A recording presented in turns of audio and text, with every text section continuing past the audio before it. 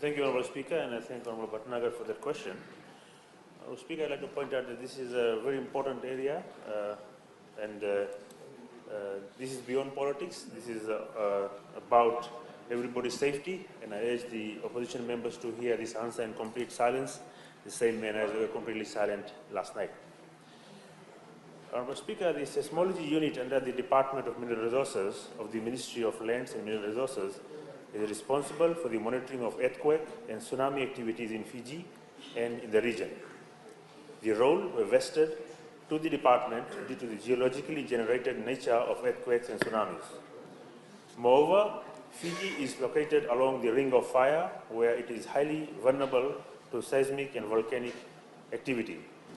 Earthquakes and tsunamis, as well, we all know, causes catastrophic damage and loss of life and property if an alert message from the monitoring is not disseminated accurately, effectively, and in time to the people. Honourable Speaker, the 24/7 earthquake and tsunami monitoring operation was implemented on the 1st of April 2016 to ensure accurate, efficient, and effective dissemination of alerts for the safety and security of our nation. Presently, there are 3 shift rosters of 8 hours for a 24-hour period, and each shift has 3 teams of 2 staff. Prior to 2016, the section only operated during official hours of the week and restricted hours over the weekends from 9 a.m. to 5 p.m. So when any seismic activity and tsunami occurred outside official hours, the media was not alerted. Furthermore, the seismology section, whilst operating on a 24/7 shift basis, uses the VSAT, that is abbreviation for Very Small Aperture Terminal Libra 1 seismic system, where satellite communications are used to monitor earthquake together with other real-time tsunami monitoring tools, example, tide gauges and tide buoys, that are currently installed across the Pacific.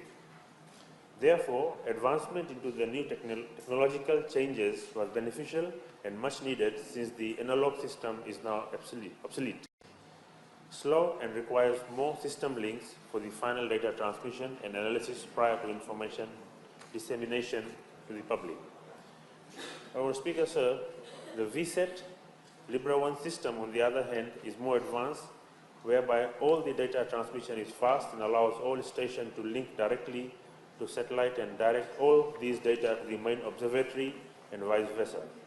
Thus, the need for a proactive approach in the 24/7 earthquake and tsunami monitoring to enable the technological advancement and the timely dissemination of accurate emergency response information. Earthquake is an unpredictable event compared to other natural disasters. It can occur at any time of the day or night. It is, however, possible to predict the arrival time of tsunamis if generated from an offshore earthquake, particularly those from region or global sources. This 24/7 operation will enable the public to be well informed and prepared for any risks due to timely dissemination of accurate information on possible earthquakes and tsunami events, therefore reducing significant damages and fatalities in future potential occurrences. Honourable Speaker, in order to build and develop resilient communities, essential early hazard warning for emergency response is crucial. There has been an approved budget of $600,000 for the seismology VSAT seismic station system upgrade, as the current VSAT seismic Libra System 1 used in Fiji is now outdated and its spare parts are no longer in supply, according to the maker's Nanometric company in Canada. Due to this concerning reality, the Ministry plans to purchase and install the current advanced version, Libra 2, without this of seismology equipment and system. Our local early warning system will not be compatible with the current technological advancement, therefore will impact the sustainability, efficiency, and effective implementation of safety and security for our people from earthquake and tsunami negatively. Honourable Speaker, according to the Tsunami Response Plan, Director National Disaster Management Office and DMO has the authority and responsibility of activating the tsunami siren based on warning released by the seismology section at the Mineral Resources Department. Since the seismology observatory operates on a 24/7 basis and has in its care the tsunami siren encoder, the seismology unit can activate the siren if there is a tsunami national threat. This resulted from a an arrangement between the parties based on a common understanding of the logistics involved. In addition, these siren systems are only activated while there is a confirmed local tsunami threat by the seismology section, where it be a regional or local tsunami. The earthquake should be confirmed and verified within the parameters of a strong to great magnitude earthquake, shallow depth, together with an offshore epicenter location. Tsunami siren system activation will also include felt destructive earthquake by the general public, which would have been verified by the seismology unit of the Mineral Resources Department. Honourable Speaker, sir, in strengthening the supporting seismic data sharing amongst the Pacific Island countries, the government through the ministry has engaged the Oceania Regional Seismic Network, the OSNET, as the base level of tsunami early warning system. The OSNET receives local seismic data from 7 Pacific Island countries and integrates them into a server during a network event.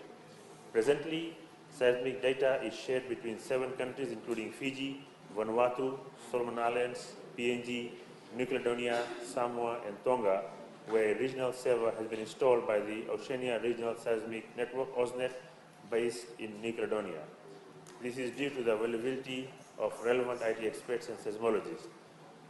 In having more seismic data stations available and centralized in the server, collection, analysis and determination of earthquake epicenter location, magnitude and depth for each specific country is therefore more reliable, efficient and precise. Thank you, Mr. Speaker.